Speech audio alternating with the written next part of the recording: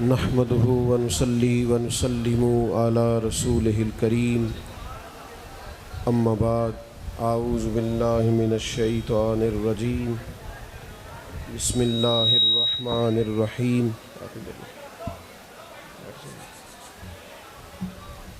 قل ان کنتم تحبون اللہ فاتبعونی یحببکم اللہ صدق اللہ العظیم وصدق رسولہ النبی الکریم الامین ان اللہ وملائکتہ یصلون علی النبی یا ایہا الذین آمنوا صلوا علیہ وسلموا تسلیما الصلاة والسلام علیک یا رسول اللہ وعلی آلک واصحابک یا حبیب اللہ۔ سارے حضرات درود شریف پڑھیے، سارے پڑھیے الصلاۃ والسلام۔ اس کو اس سائڈ پہ کر لیں، کھولے ذرا۔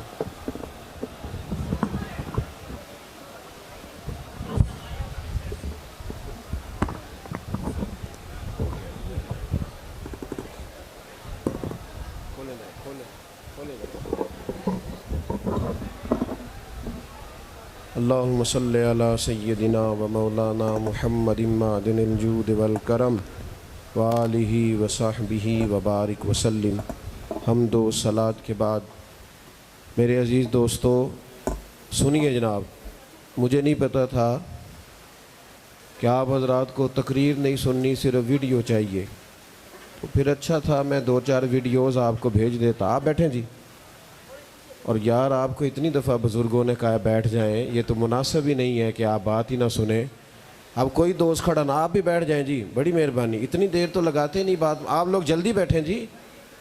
آپ کھڑے ہوتے ہیں تو آپ کے پیچھے لوگوں کو تکلیف ہوتی۔ بیٹا آپ بیٹھ جاؤ، او بھائی موبائل والے دوست نیچے بیٹھ جاؤ، شاباش شاباش، آپ لوگ بڑے اچھے ہیں، لیکن یہ موبائل اونچا نہ کریں۔ آپ کو یہ دوست دے دیں گے جی، جو ویڈیو بنا رہے ہیں ان کو دے دیں گے سارے انشاءاللہ۔ لو جی وعدہ ہو گیا۔ اب آپ درود شریف پڑھیں سارے، الصلاۃ والسلام علیک یا رسول اللہ وعلی آلک واصحابک یا حبیب اللہ۔ سب کچھ ٹھیک ہے جی، اب آپ بھی تشریف رکھیں ماشاءاللہ، سب کمیٹی والے بھی مطمئن ہو جائیں جی، آپ کا سارا انتظام ہی اچھا ہے۔ صرف اتنی بات ہے کہ موسم میں ذرا تھوڑی حدت ہے تو وہ طبیعتوں پر اثر کرتی ہے، اور سب کچھ ٹھیک ہے ماشاءاللہ۔ اللہ آپ کو سلامت رکھے۔ چند ایک گزارشات مختصر وقت میں عرض کرنی ہے۔ گفتگو اس کو بند کر دیں جی۔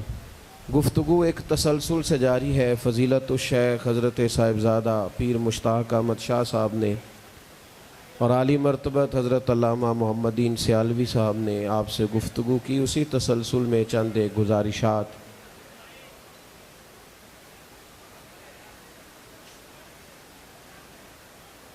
آپ کی خدمت میں نے بھی عرض کرنی ہے۔ یار یہ آپ 2-4 لوگ ہیں، عزیز الرحمان صاحب آپ آ جائیں ادھر، بیٹھ جاؤ جی، یہ کمیٹی والے بھی مہربانی کرو یار، اب اتنا تو ٹائم ہی نہیں ہے، بس کر دیں آپ۔ اللہ آپ کو سلامت رکھے، آپ تو اتنے پیارے لوگ ہیں ماشاءاللہ۔ چھوڑ دیں ساری چیزیں جی، اپنی اپنی جگہ بیٹھ جائیں۔ نہیں جی ہن نہیں کسے بولنا، ہن میں اکلے ہی بولنا جی، میں نہیں جی بولن دینا۔ نہیں یہ شراکت داری بالکل قبول نہیں۔ آپ تشریف رکھیں، بیٹھ جائیں جی، بیٹھ جائیں جلدی سے۔ اللہ آپ کو سلامت رکھے، اللہ برکت عطا فرمائے۔ 2-4 باتیں عرض کرنی ہیں آپ سے، اللہ آپ کو جزائے خیر دے، آپ توجہ فرما لیں۔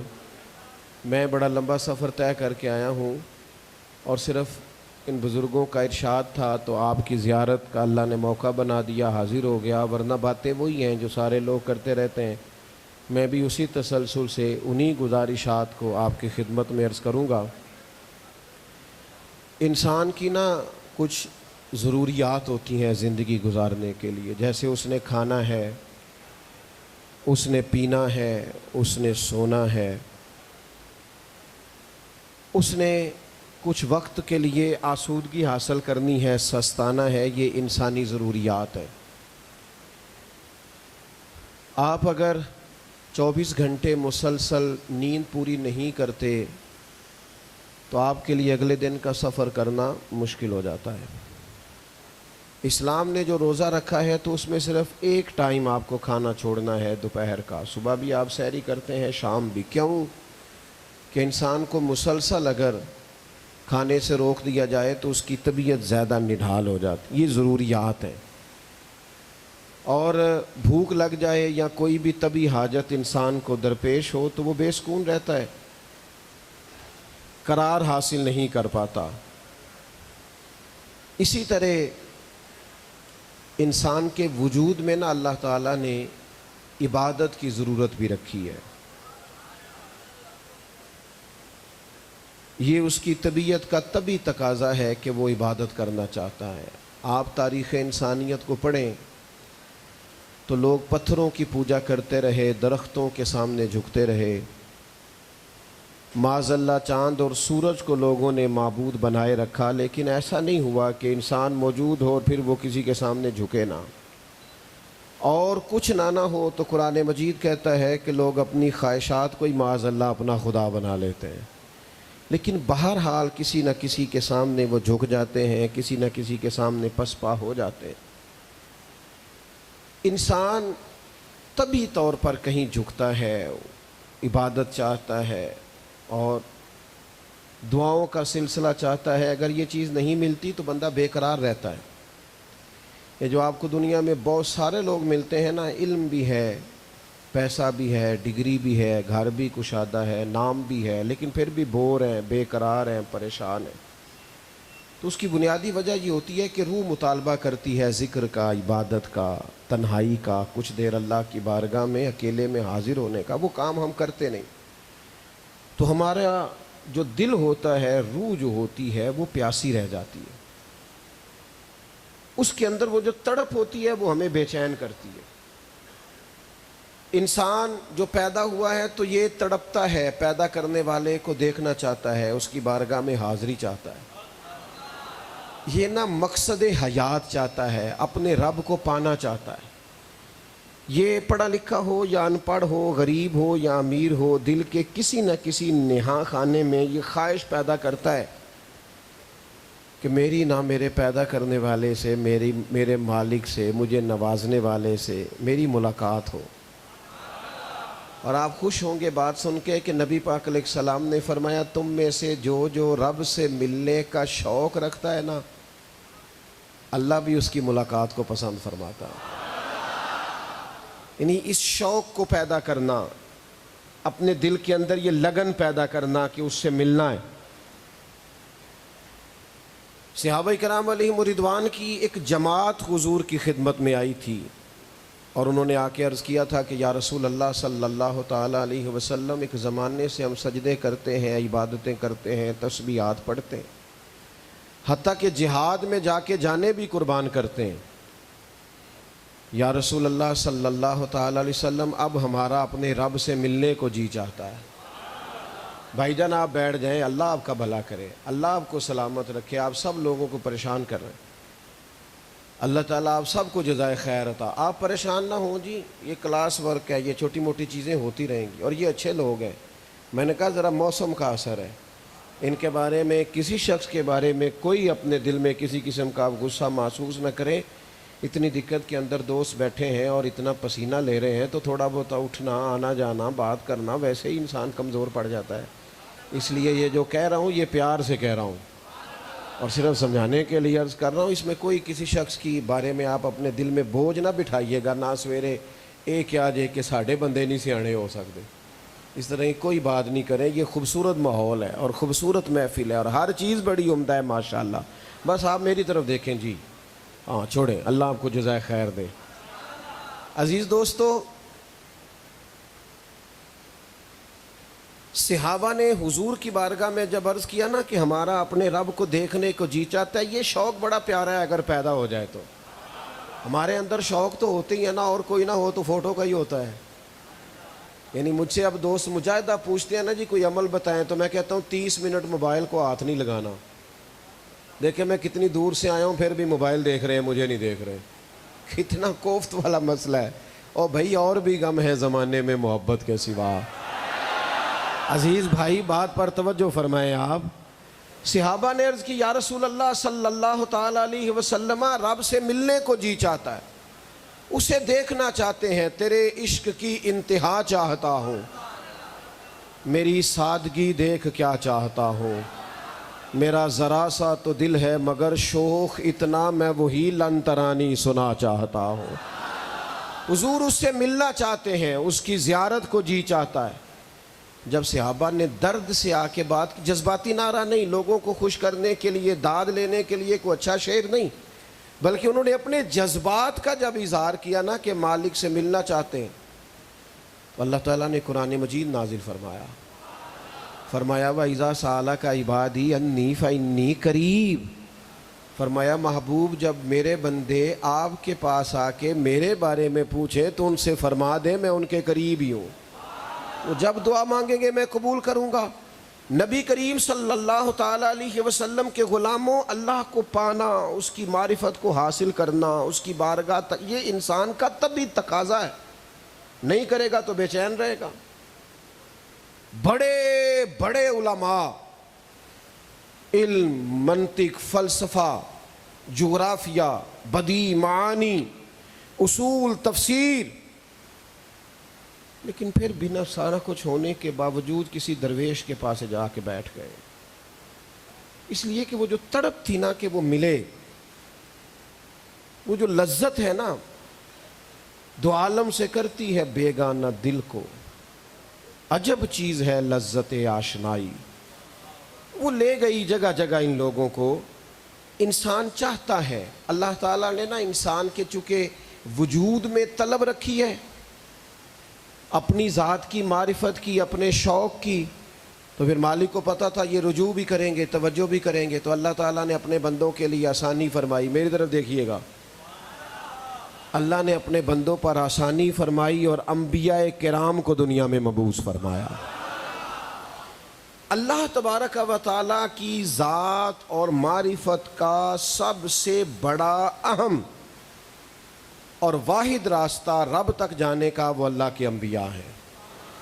ہمارے زمانے میں نا کچھ موٹیویشنل اسپیکرز ہیں، کوئی بندہ اچھی بات کرتا ہے خیر کی تو اس کی مخالفت نہیں کرتے، لیکن یاد رکھیے گا اپنی دانش بینش کے حساب سے، بغیر کتاب و سنت کی دلیل کے، لوگ جب اپنی عقل کے حساب سے اچھا ادیب، اچھا شاعر، اچھا خطیب بن کے اپنے حساب سے لوگوں کو موٹیویٹ کرتے ہیں تو بڑی کمزوریاں رہ جاتی ہیں، کیونکہ باقی جتنی بھی تعلیمات ہیں وہ ناقص ہیں۔ ایک کی تعلیم کامل ہوتی ہے جو وحی الہی کے ذریعے ہوتی ہے، جو انبیاء فرماتے ہیں۔ انبیاء کرام لوگوں کو دین کی طرف بلاتے رہے، رغبت دیتے رہے، اور ان کے دور میں بڑے بڑے اولیاء ہوئے۔ حضرت سلیمان علیہ السلام کے جناب آصف بن برقیہ کو دیکھیں، آپ حضرت موسیٰ کے زمانے میں اس مومن کو دیکھیں جس کا تذکرہ قرآن مجید فرماتا ہے۔ تو بڑے سارے لوگ ہوئے جنہوں نے معرفت الہی کو پایا، قریب گئے۔ یہ سلسلہ حضرت آدم سے جناب عیسیٰ تک چلتا رہا، پھر میرے اللہ تعالیٰ نے نا اس سلسلے کو نقطہ کمال دیا اور اس کو نقطہ انتہا پر پہنچا کر اس سلسلے کو ختم فرمایا، اور سب سے آخر میں رسول رحمت تشریف لائے۔ اب مالک نے فرمایا جو میرے تک آنا چاہے گا، جو مجھے پانا چاہے گا، جو میری محبت کا طالب ہوگا، اس کے پاس ایک ہی رستہ ہے۔ اگر بے چینیوں سے نکلنا چاہتا ہے، با مقصد زندگی گزارنا چاہتا ہے، الجھے خیالات کو سلجھانا چاہتا ہے، بکھری سوچوں کو مطمئن کرنا چاہتا ہے، اپنی زندگی میں جینا بھی صحیح کر کے چاہتا ہے اور مرنے کا بھی مزہ لینا چاہتا ہے، اگر انسان پوری طور پر انشراح صدر سے مطمئن وقت گزارنا چاہتا ہے اللہ کی معرفت کو پا کر، تو اس کا فقط ایک رستہ ہے، قل ان کنتم تحبون اللہ فاتبعونی یحببکم اللہ۔ فرمایا محبوب ان سے فرما دے اگر یہ رب سے محبت کرنا چاہتے ہیں تو آپ ان سے کہیں میری پیروی کریں۔ میں زیادہ بڑی بات کر رہا ہوں، آپ کی زیادہ توجہ چاہیے۔ آپ ان سے فرما دیں کہ فاتبعونی، میری پیروی کرو، ملے گا کیا؟ یحببکم اللہ، اللہ خود تم سے محبت فرمائے گا۔ تم میری پیروی کرو، میری اتباع کرو، میرے نقش قدم چلو، اللہ تم سے محبت فرمائے گا۔ یہ ہو گیا جی کافی، ماشاءاللہ آپ کا ڈرون شرون جی، اب اس کو بند کریں، اللہ جزائے خیر عطا فرمائے۔ सादे बंदियां दा काम ही कोई नहीं है ना शहवा नाल जी। अब छोड़ें, ये फ़ोटो शोटो बड़ी हो गई जी, अब थोड़ी और ज़्यादा बात हो जाए और बात को मुकम्मल किया जाए। बंद कर दें जी इसको, तवज्जो तकसीम हो रही। दोस्तों मेरे अजीज़, फरमाया कि एक ही रास्ता है। मैं आपसे अर्ज़ करूं, इधर देखो नौजवानों, हम ना कुछ बेचैन बेचैन रहते हैं, बिखरे बिखरे रहते हैं। बल्कि अगर मैं थोड़ी बात खोल के कर दूं तो हम नाराज़ ना उठें यार, आपके पीछे बड़े लोग बैठे हैं, तकलीफ़ में आएंगे। हम ना नाराज़ रहते हैं। आप किसी शख्स से भी पूछेंगे ना, बिलखुसूस मेरे मुल्क में तो मसला बन गया है, शिकवे ही शिकवे हैं। हालांकि इतनी ज़्यादा आजमाइश नहीं जितने लोग शिकवे करते हैं। दुख है पर वो गरीबों के। अच्छा, दुखी ज़्यादा गरीब हैं और शिकवे ज़्यादा अमीर कर रहे हैं। ये भी अजीब परेशानी है। तकलीफ़ में माड़े हैं और तबसरे तगड़े कर रहे हैं। भाई आपका तो मसला ही कोई नहीं, आप किस बात के लिए तबसरे कर रहे हैं? आप बिला वजह कमज़ोरियाँ ढूंढ के ला रहे हैं, हालांकि आपका तो वो मसला ही नहीं है जिस मसले में आम आदमी उलझा हुआ है। आम दाम बरसरे मतलब हम रहते हैं नाराज़ लोगों के दरमियान। हमें ज़रूरत है कि हम ना अपने के लिए कोई रूहानी आसूदगी का सामान करें, मार्फत इलाही, अल्लाह की मोहब्बत, उसकी तरफ बढ़ें। हम क्या करते हैं, हम थोड़ा सा इधर सोचते हैं, थोड़ा सा उधर सोचते हैं, थोड़ी दुनियादारी सीधी करना चाहते हैं, थोड़ी शोहरत चाहते हैं, थोड़ा फेमस होना चाहते हैं, थोड़ा सा दीनी लोगों से भी तारुफ चाहते हैं, थोड़ा दुनियावी लोगों के पास भी बज़ाहिर बैठना चाहते हैं। नतीजा निकलता है कि उलझाव मज़ीद बढ़ता है। याद रखो, दरवाज़ा रसूल दुनिया का वो वाहिद दरवाज़ा है कि जब बंदा वहाँ से खैरात ले लेता है फिर किसी दूसरी जगह जाने की ज़रूरत ही नहीं रहती। हुजूर की पैरवी करोगे तो अल्लाह महबूब बना, और ये आसान रास्ता है रब तक जाने का। ख़त्म नबूवत का एक माना ये भी समझ लो कि सिवाय रसूल पाक के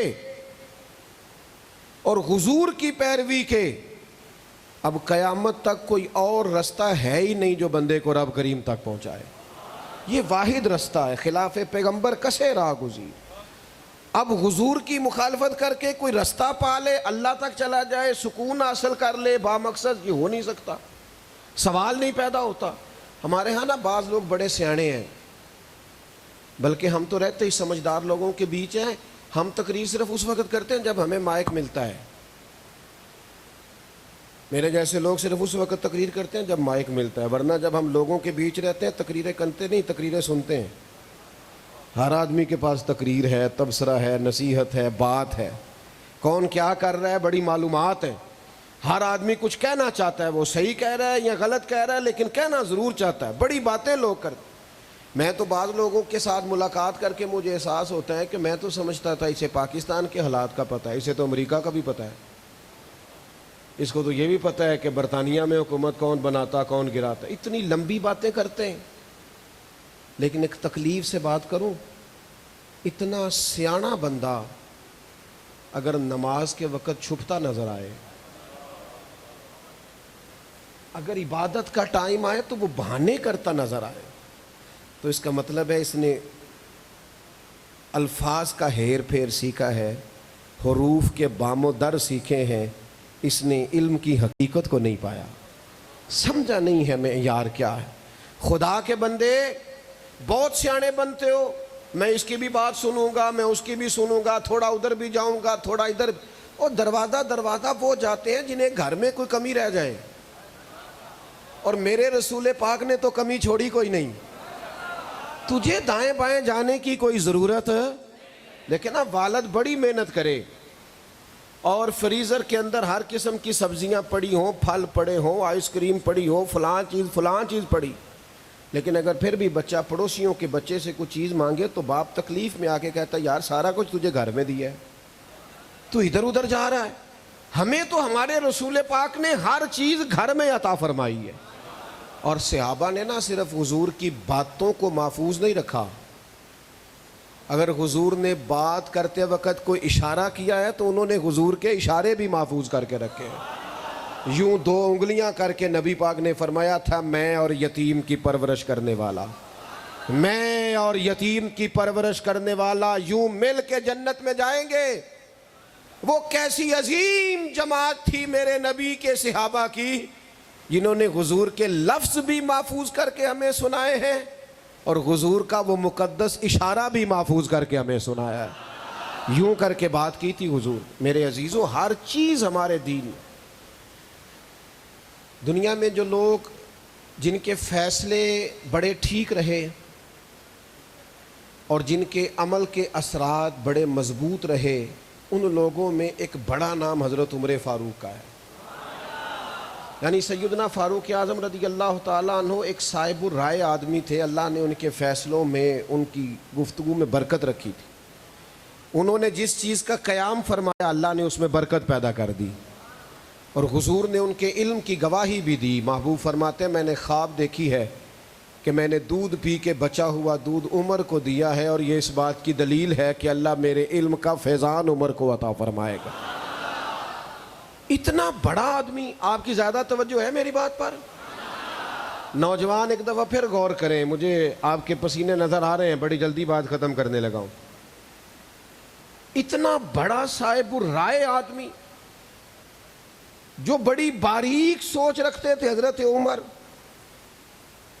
اتنے معاملہ فہم تھے کہ جو انہوں نے فیصلہ کیا، جو انہوں نے کہہ دیا، اللہ تعالیٰ نے ان کی تائید میں قرآن مجید نازل فرما دیا، اور حضور فرمانے لگے عمر کی زبان پر حق بولتا ہے۔ اتنی ساری باتوں کے باوجود زیادہ غور کرنا میری بات پر۔ ایک دن نا حضرت عمر تورات پڑھ رہے تھے، حضرت موسیٰ پر نازل ہونے والی کتاب تو ہے اگرچہ تبدیلیاں کر دی گئیں۔ جناب عمر جیسا تگڑا آدمی، سمجھدار، معاملہ فہم، حضور علیہ الصلوۃ والسلام نے جب ان کو یہ کتاب پڑھتے ہوئے دیکھا نا، ادھر دیکھو میری طرف، حضور کے چہرہ مبارکہ پر ناراضگی کے آثار آئے۔ حضرت عمر جلدی سے حاضر بارگاہ ہوئے، حضور کیا ہوا؟ پتہ ہے نبی کریم نے کیا فرمایا؟ مسلمانوں کچی باتیں کرتے ہو، ادھر ادھر کی باتیں کرتے ہو، اپنے مرکز پر پوری طرح مضبوط نہیں ہوتے، دروازہ محبوب سے پوری طرح خیرات نہیں لیتے۔ حضرت عمر نے عرض کی حضور آپ ناراض ہیں؟ اللہ آپ کو خوش رکھے، جی تشریف رکھیں، بات سنیں، اللہ آپ کو برکت دے، آپ ناراض ہیں؟ تو نبی پاک صلی اللہ تعالیٰ علیہ وسلم نے فرمایا عمر تم حضرت موسیٰ پر نازل ہونے والی کتاب پڑھ رہے ہو نا؟ حضور فرمانے لگے قسم ہے مجھے اللہ کی عزت کی، اگر آج حضرت موسیٰ حیات ظاہری میں ہوتے تو میرا کلمہ پڑھ کے میرے دین پر عمل کرتے۔ تمہیں دائیں بائیں جانے کی ضرورت ہے۔ پتہ ہے چور کب آتا ہے؟ جب چوکیدار سو جاتا ہے، اور جب کوئی دروازہ کھلا رہ جاتا ہے۔ ہمارے بچوں کی ذہنوں کی سطح پر نہ کچھ سوال اٹھتے ہیں اور ہم اس کے جواب میں انہیں ڈانٹ دیتے ہیں، اس سے زیادہ دقت پیدا ہوتی ہے۔ ہم چونکہ بزرگوں کی بات نہیں کرتا، میرے جیسے لوگ چونکہ ان کا بڑا نام ہوتا ہے تو کوئی سوال کسی انسان کی سطح ذہن پر ابھرتا ہے تو ہم ڈانٹ دیتے ہیں۔ خدا کے بندے، ختم نبوت کا مسئلہ تو وہ تھا جو بچے کو باپ کو اپنی گود میں بٹھا کے سمجھا دینا چاہیے تھا۔ حضور کے صحابہ اور اہل بیت کی عظمت کا مسئلہ اتنا ضروری تھا کہ باپ کو چاہیے تھا اپنے بچے کو گود میں بٹھا کے سمجھا دیتا۔ لیکن میں کیا کروں، میری ملت کے جوان کے پاس دوستوں کے لیے ٹائم ہے، سیر کے لیے وقت ہے، آنے جانے کے لیے وقت ہے، لیکن اپنے گھر والوں کو دینے کے لیے تو وقت ہی کوئی نہیں۔ بچوں کے پاس تو بیٹھتے ہی نہیں، ان کے سوالات تو لیتے ہی نہیں، ان کے جوابات تو تراشتے ہی نہیں، انہیں ان چیزوں پر قائل ہی نہیں کرتے جو بیچارے الجھ جاتے ہیں۔ نتیجہ کیا نکلتا ہے؟ جس طرح کا انہیں کوئی قائل کرتا ہے وہ ہو جاتے ہیں۔ خدا را حضور کی ذات گرامی کے ساتھ اپنی کامل وابستگی۔ میں نے کہا تھا میں نے باتیں زیادہ نہیں کرنی۔ ہمارے ہاں پتہ کیا ہوا ہے، سنت شریعت کا مفہوم بھی لوگوں نے یہ سمجھ لیا ہے کہ صرف داڑھی پگڑی مسواک سنت ہے۔ میں نے الحمدللہ کبھی بچپن میں کالج کے زمانے میں بھی داڑھی نہیں کٹوائی، مجھے خاتم بھی نہیں کرانا پڑتا، میں نے شروع سے رکھی ہوئی ہے، اور مجھے اب وہ سن یاد نہیں جب سے میں امامہ باندھ رہا ہوں۔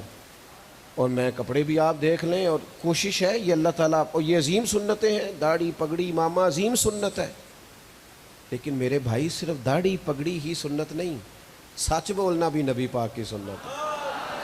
ہاں، دیانتداری بھی حضور کی سنت ہے، امامہ، داڑھی پگڑی، میٹھا کھانا، یہ تو لوگوں کو بعد میں پتہ چلا ہے۔ حضور کی جس سنت کا لوگوں کو سب سے پہلے تعارف ہوا تھا وہ تو صادق اور امین ہونا ہے، اور تو سچی نہ بولے، تو دیانتداری کا مظاہرہ ہی نہ کرے۔ میرے اسا فرمایا کرتے تھے، میں بزرگوں کو چھوڑ کے اپنے جیسے طالب علموں کی بات کرتا ہوں، کسی کو روانہ کرتے مسجد میں نماز پڑھانے کے لیے تو فرماتے مولانا تم نے ممبر پر بیٹھ کے اعلان کیا ہے کہ کل 2:15 بجے جماعت کھڑی ہوگی جمعے کی، پھر 2:16 کیوں ہوئے؟ تمہیں کس نے اجازت دی؟ تم محتاط بات کرتے، کہتے 2:15 بجے تک آ جانا، مناسب وقت پہ جماعت کھڑی ہو جائے گی۔ تم نے وعدہ کیا اور پھر تم اس پر کمزور پڑے، کیوں پڑے؟ یہاں تو میرے بھائی MNA کا امیدوار ہے اور کئی دفعہ وہ نامزد ہوتا ہوا آ رہا ہے، اور جو آدمی اپنی جیب سے اس کو پیسے جمع کرا کے اس کے پوسٹر بنواتا ہے، جلسہ کرواتا ہے، اور اپنے دل پر اس کی فوٹو اسٹیکر لگائے ہوئے ہے، MNA کا امیدوار اندر تقریر کر رہا ہے اور اس کا سپورٹر گلی میں گھوم رہا ہو، بھائی جا کے تیرا لیڈر تقریر کر رہا ہے، تقریر سن۔ وہ جواب کہہ دیتا، کہتا ہے جھوٹ بول رہے سارے، کیا سنوں، پتہ تو ہے۔ تو جب قوم کے بڑوں کا یہ حال ہو کہ وہ کہیں ہم نے تو سیاسی بیان دیا، رات کہیں ہو اور سویرے کہیں ہو، سچ کا مزاج، میں ایسے لوگوں کو بھی جانتا ہوں جن کی بیوی تڑپ کے کہتی ہے پیسے تھوڑے دیا کر، ایک جوڑے میں گزارا کر لوں گی، میرے ساتھ سچ تو بول۔ ماں کہتی ہے پتر نہ مجھے تو عمرہ کرانا، پر روز جھوٹے وعدے کیوں کرتا ہے؟ تیرا اعتماد ختم ہو گیا۔ سچ بولیں اپنی زندگی میں، دیانتداری اختیار کریں۔ اور سنو، جس طرح مسواک سے دانت صاف کرنا حضور کی سنت ہے نا، دل صاف رکھنا بھی نبی پاک کی سنت ہے۔ ناراض ہو گئے آپ؟ گھورنا شروع کر دیا نا کچھ لوگوں نے مجھے۔ گھورے نہیں یار، جا رہا ہوں بس۔ او بھائی، دل صاف رکھنا بھی حضور کی سنت ہے۔ دل دریا سمندروں ڈونگے، کون دلاں دیاں جانے، 14 طبق میرے دلے دے اندر، تے میں تمبو وانگوں تانے۔ او بھائی، تیرا دل بہت بڑا ہو، دریا کی مانند ہو، اس میں حوصلہ ہو۔ یہ کیا بات ہوئی ساری زندگی تعریفیں ہی سننا؟ ہمت پیدا کر، تنقید سننے کا بھی حوصلہ پیدا کر، تیرے اندر جرت ہو۔ ہمارے حضرت صاحب فرمایا کرتے تھے اپنے دشمنوں کی باتیں غور سے سنا کرو، وہ تمہاری غلطیاں ڈھونڈ ڈھونڈ کے لاتے ہیں، وہ تمہیں سنورنے کا موقع دیتے ہیں، غور کرو کیا کہتے ہیں، زیادہ توجہ کرو۔ کمزور پڑ گئے ہم، باہمت زندگی، دل بڑا رکھیں، اس میں گنجائش رکھیں۔ ہاں کوئی بد عقیدہ ہے، بد مذہب ہے، وہ بات الگ ہے، لیکن اپنوں کے حق میں تو رحماء بینہم، اپنے اندر وہ خاص حسن پیدا کریں۔ دیکھیں نا، ترمذی شریف پڑھیں، نبی پاک علیہ السلام نے فرمایا، اے میرے بیٹے، اے انس، تم سے ہو سکے تو صبح اس حال میں کرنا کہ تمہارے دل میں کسی کا بغض نہ ہو۔ حضور فرمانے لگے یہ میری سنت ہے، یہ بھی میری سنت ہے۔ دل صاف رکھنا بھی حضور کی، اور ایک بڑی ادا اور عرض کر کے بات سمیٹنے کی طرف آتا ہوں۔ ہر روز ہم کہتے ہیں حکومت عوام کا خیال نہیں کرتی، اور کرتی بھی نہیں، لیکن سچ بچانا، ہم ایک دوسرے کا خیال کرتے ہیں؟ ہمیں نا آہستہ آہستہ خود غرض بنایا گیا ہے۔ ہمیں کہا جاتا ہے کہ میرا کیا فائدہ اس میں، تیرا کیا فائدہ، ہر کام اپنا فائدہ دیکھ کے کرو گے۔ کچھ چیزوں پر تھوڑی سی اپنی طبیعت کے اندر نرمی بھی لائیں، قرار بھی پیدا کریں، تھوڑی توانائی۔ یہاں ایک قاری صاحب ہیں مجمع میں بیٹھے ہوئے، آپ کے علاقے سے ہی تعلق رکھتے ہیں لیکن اب یہاں ہوتے نہیں، دور ہوتے ہیں۔ میں کہا کرتا ہوں ہمارے شریف قاری صاحب، تو مجھے ایک دوست کہنے لگے کہ قاری صاحب کا کیا معاملہ ہے، جب بھی آپ سے کوئی بات کرتے ہیں آپ مان جاتے ہیں۔ میں کہ جتنے تم پہنچنا چاہنے ہیں انجی کوئی گل بھی نہیں، تو کسی اور چکر میں ہے۔ کچھ بندوں کے مزاجوں میں نفاست ہوتی ہے، اس نفاست کا حسن انسان کو قائل کرتا ہے۔ جن لوگوں کے اندر کسی قسم کی کسی کے بارے میں کوئی عداوت نہیں ہو، سب کو لے کے چلنے کے قائل ہوتے ہیں، اپنی طبیعت میں بوجھ کو اسی کسے دے کچھ بھی نہیں لگ دے تے نہ کوئی ساڈا دردی نالے اٹھ بلیا چلو تھے وسیے جتھے وس دے نہیں سارے ہی اندھے، نہ کوئی ساڈی ذات پچھانے نہ کوئی سانو مننے۔ کوئی ضروری ہے ہر وقت تیرے سامنے لوگ ہاتھ باندھ کے کھڑے رہے؟ ساری زندگی مخدوم بننے کا شوق ضروری ہے؟ کہیں خادم بن کے بھی وقت گزار، کہیں مان بھی جایا کر، کہیں تھوڑا سا اپنے دل کے اندر گنجائش بھی پیدا کر۔ لیکن خدا جانے کس طرح کا زمانہ آیا ہے، زندگی میں وہ عجیب لمحہ تھا، وہ میرے ساتھ تھا پر میں تنہا تھا۔ ساتھ رہ کے بھی لوگ ساتھ نہیں ہوتے، ساتھ بیٹھ کر بھی لوگ ساتھ نہیں ہوتے۔ گنجائش پیدا کریں اپنی طبیعت۔ بات کو سمیٹتا ہوں، دوسروں کا احساس۔ ایک دروازے کے سامنے رات کو ہوم ڈیلیوری والا پیزا لیے کھڑا ہے، برگر شوارما 10,000 روپے کا، اور اسی کے ساتھ اسی امیر آدمی کے ملازم کا کوارٹر ہے۔ تو اس نے اگلے دن صبح ہی کہا ہے کہ سر جی اگر 8,000 مل جائے تو میرا بل جمع ہو جائے گا، ایڈوانس چاہیے۔ تو وہ جس کے بچے اسے بغیر پوچھے رات کو کھانا منگوا لیتے ہیں نا، اس سے پوچھتے ہی نہیں، وہ اپنے ملازم کو تربیت دے رہا ہے کہ اپنے خرچے کم کر، چلو بت ہم کو کہے کافر، اللہ کی مرضی ہے۔ او خدا کے بندو، تو اپنا ماحول دیکھ اور تو دوسرے کے بارے میں بھی تو احساس پیدا کر۔ زندگی میں ایک دفعہ وہاں بیٹھ کر سوچیں جہاں بیٹھ کر دوسرے لوگ، میں آج سخت مجبور تھا یہاں پہنچنے میں، میں کراچی سے بائی کار سفر کر کے آیا ہوں آپ کے جلسے کے لیے۔ میرے 2-3 دفعہ مسائل اس طرح کے ہوئے، کل سے لے کر آنے جانے میں کچھ ایسی رکاوٹ تھی کہ میں کہنا چاہتا تھا کہ اس میں تبدیلی کر لی جائے۔ میں کسی وجہ سے بھی اگر رہ جاتا تو میں تو ادھر ہی تھا نا، تو میزبانوں کو بڑے ہی سوال کرتے آپ لوگ، بڑے ہی جواب دینے پڑتے۔ تو میں کوشش کیا کرتا ہوں کہ وہاں کھڑا ہو کے بھی سوچوں یہاں دوسرے لوگ کھڑے ہیں، وہاں بھی تھوڑی دیر کھڑا رہوں، غور تو کروں کہ معاملہ میرے ساتھ ہوگا تو پھر کیا ہوگا۔ تھوڑی زندگی میں تھوڑی دیر کے لیے سوچیں، آپ اس پر غور کریں۔ حضرت عائشہ صدیقہ رضی اللہ تعالیٰ عنہ فرماتی ہیں، میری طرف دیکھنا جی، ایک دن حضور فرمانے لگے عائشہ جب مجھ سے راضی ہوتی ہو پھر بھی مجھے پتہ چل جاتا ہے، اور جب آپ ناراض ہوتی ہیں پھر بھی پتہ چل جاتا ہے۔ میں نے عرض کی حضور میرے ماں باپ قربان، میں اور آپ سے ناراض، تو ذرا دیکھنا حضور کا احساس کرنے کا طریقہ۔ حضور فرمانے لگے عائشہ جب تم راضی ہوتی ہو نا تو پھر کہتی ہو مجھے رب محمد کی قسم ہو، اور جب تمہارے دل میں کوئی بات ہوتی ہے پھر کہتی ہو جناب ابراہیم کے رب کی قسم۔ میں سمجھ جاتا ہوں کہ آج اس کے دل میں، جناب عائشہ صدیقہ کہتی ہیں لوگوں حضور کی بات سن کے جو میرا حال تھا میں بتا نہیں سکتی۔ حضور آپ لفظوں اور جملوں سے پتہ کر لیتے ہیں کسی کی کیفیت، یہاں تو پورا احتجاج کیا جائے تو پھر بھی لوگ بات نہیں سنتے، بیچارے گھر والے احتجاج پہ بیٹھ جائیں تو پھر بھی وہ کہتے ہیں میں مصروف آدمی ہوں، میرے ساتھ بات کر رہی ہے تو نکل۔ سیدہ فرماتی ہیں حضور کی بات میری روح کو پرواز کرا گئی، یا رسول اللہ یہاں تک احساس ہے؟ پھر سیدہ عائشہ نے لفظ کہے، فرمانے لگی مجھے رب محمد کی قسم ہو، یا رسول اللہ زبان سے نام ہی جاتا ہے، میرے دل میں آپ ہر وقت موجود رہے۔ زبان سے بات کرتے، سنیں میرے دوست، ایک بات تو میں نے یہ عرض کی کہ اللہ کی محبت اور معرفت کے سوالی بنو، اور پھر اس کا واحد ذریعہ نبی پاک کی ذات ہے۔ کسی اور رستے سے آؤ گے تو راہ ملے گی، اور حضور کی راہ کیا ہے؟ فقط امامہ، داڑھی، مسواک، ان چیزوں میں سنت کو، یہ بھی عظیم سنت ہے، لیکن فقط انہی کے اندر آؤ گے تو معاملہ حل نہیں ہوگا، بلکہ دل کو بھی صاف کرنا ہے، زبان کو بھی سچا کرنا ہے، رزق کو بھی دیانت داری والا کرنا ہے، اور دوسروں کا احساس بھی پیدا کرنا ہے۔ دعا کرتا ہوں جو کہا ہے اللہ قبول فرمائے، اور گفتگو کے دوران جہاں بھول گیا ہوں اللہ